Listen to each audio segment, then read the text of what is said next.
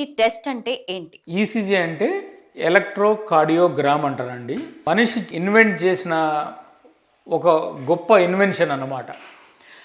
ఇంతవరకు కూడా హార్ట్లో మనకు వచ్చే జబ్బుల్లో చాలా జబ్బుల్లో మన మెడికల్ టెక్నాలజీ, మెడికల్ నాలెడ్జ్ కానీ, మన disease understanding capacity, analysing capacity ఒక లాస్ట్ ఒక 78 ఇయర్స్ నుంచి చాలా పెరిగింది డ్రామాటిక్గా. ఈ మెడికల్ టెక్నాలజీ కానీ, హార్ట్ రిలేటెడ్ టెక్నాలజీ కానీ, లేకపోతే మిగతా జబ్బులకు సంబంధించిన మన టెక్నాలజీ, మెడికల్ టెక్నాలజీ చాలా అడ్వాన్స్ అయింది. కానీ ఈసీజీ అనేది ఒక చిన్న పట్టి. ఈసీజీ అనేది ఇక్కడ హార్ట్లో ఎలక్ట్రికల్ డిస్టర్బెన్సెస్ని డిటెక్ట్ చేస్తుంది అన్నమాట. అంటే డీపోలరైజేషన్, రీపోలరైజేషన్ అంటారు మామూలుగా ఇంగ్లీష్ టెర్మినాలజీలో. ఈ డీపోలరైజేషన్ అంటే హార్ట్ కంట్రాక్ట్ అయినప్పుడు, అంటే హార్ట్ మజిలు పంప్ అయినప్పుడు డీపోలరైజేషన్ అంటారు, రిలాక్సేషన్ అయినప్పుడు రీపోలరైజేషన్ అంటారు. ఈ రెండింటిని మనము ఒక చిన్న లీడ్స్ అంటారు, ఎలక్ట్రికల్ లీడ్స్ని పెడితే అది వేవ్స్ ద్వారా మనకు ఒక పట్టి మీద రికార్డ్ చేస్తుంది అన్నమాట. సో దాన్ని ఎలక్ట్రోకార్డియోగ్రామ్ అంటారు. దీన్ని 18th సెంచరీలో ఇన్వెంట్ చేశారు. 18th సెంచరీ ఇన్వెంట్ చేసినాక దీనికి ఆ సైంటిస్ట్కి నోబెల్ అవార్డు కూడా ఇచ్చారు. ఈ ఈసీజీని మనము ఎంత సింపుల్గా చేయొచ్చు అంటే దానికి ఏమి స్పెషల్ టెక్నాలజీ అవసరం లేదు, చిన్న మిషను. దాని ఖరీదు కూడా ఇప్పుడు చాలా తక్కువ ఉంటుంది. నాకు తెలిసి ఒక 15-20 వచ్చేస్తుంది ఆ మిషను. ఎక్కడైనా మనం ఇన్స్టాల్ చేయొచ్చు.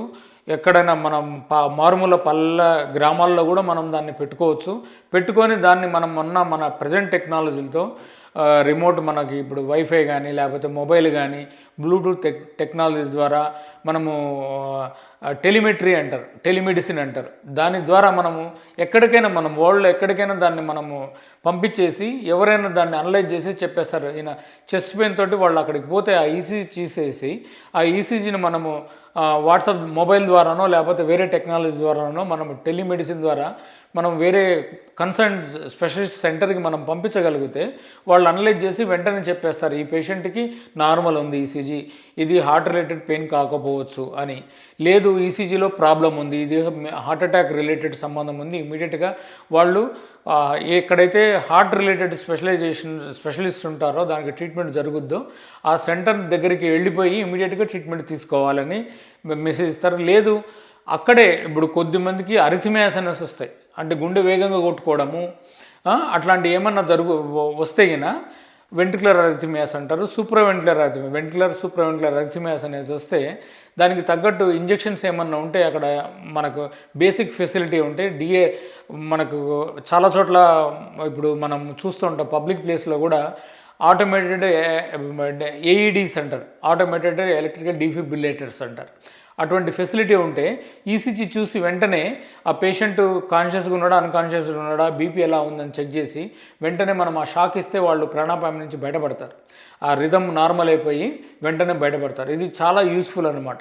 సో ఈసీజీ అనేది ఎంత యూస్ఫుల్ అని అంటే చాలామందికి హార్ట్ అటాక్ నుంచి వెంటనే ట్రీట్మెంట్ తీసుకోవడానికి ఆస్కారం అయింది టైంకి. ఇంకొకటి అరిథిమియాస్ వస్తే వెంటనే ఆ షాక్ థెరపీ ఇవ్వడానికి చాలా చోట్ల ఉన్నాయి. ఇప్పుడు చిన్న చిన్న సెంటర్లో కూడా, ప్రతి సెంటర్లో కూడా ఈ డిఫిబ్రిలేటర్స్ అని స్మాల్ మెడికల్ సెంటర్స్లో కూడా, ప్రైవేట్ కానీ గవర్నమెంట్ కానీ ప్రతి చోట ఇవనేది మ్యాండేటరీ అనమాట. గవర్నమెంట్ నామ్స్ ప్రకారం ఈ సెంటర్స్లో ఉండాలి. అట్లాంటి వాళ్ళల్లో ఈసీజీ వాళ్ళు రీడ్ చేయలేకపోయినా వాళ్ళు ఎవరికైనా దగ్గరలో ఉండే వాళ్ళకి మనం ఈసీజీ మనం పంపించగలిగితే వాళ్ళు రీడ్ చేసి వెంటనే మీరు బీపీ చూడండి, బీపీ నార్మల్గా ఉందా లేదా, బీపీ నార్మల్గా ఉందనంటే వెంటనే ఏదైనా ఇంజెక్షన్ చేయవచ్చు, కార్డోన్ కానీ, అడినోసిన్ కానీ, లేకపోతే డిల్టియాజమ్ కానీ, ఇట్లాంటి బీటా బ్లాకర్ కానీ, ఇట్లాంటి ఇంజెక్షన్స్ ఇచ్చి మనము సూప్రావెంట్రుకులర్ అరిథిమియాస్ని సేవ్ చేయొచ్చు. వెంట్రుకులర్ అరిథిమియాస్ అయితే కూడా ఒక్కోసారి ఇంజెక్షన్తో మేనేజ్ చేయొచ్చు. లేదు అని అంటే మనం షాక్ థెరపీ అంటారు, ఏఈడి. ఆ షాక్ థెరపీ ఇస్తే ఇమ్మీడియట్గా వాళ్ళు రెస్పాండ్ అయ్యి ప్రాణాపాయం నుంచి బయటపడతారు. సో ఈసీజీ అనేది చాలా గొప్ప ఇన్వెన్షన్ అండి. మనిషి చేసిన ఇన్వెన్షన్స్లో గొప్ప ఇన్వెన్షను. ఇంతవరకు చాలా మార్పులు వచ్చాయి, కానీ ఈసీజీలో మటుకు అంటే ఇది 1871లోనో ఎప్పుడో కనుక్కున్నారు. ఇది 18th సెంచరీలో 1870sలో కనుక్కున్నారు ఈసీజీ అనేది. ఇంతవరకు దాంట్లో మార్పు రాకపోవడం అనేది గొప్ప ఇన్వెన్షన్ ఇది. మిగతా వాటిల్లో చాలా వాటిల్లో మార్పులు వచ్చేసాయి. టెక్నాలజీ ఎవ్రీ ఫైవ్ ఇయర్స్కి 10 ఇయర్స్కి there will be lot of quantum hike in technology. But ఈ ఈసీజీ అనేది ఒక బేసిక్ టెస్ట్లో మటుకు ఇంతవరకు ఏమి మార్పులు రాలే.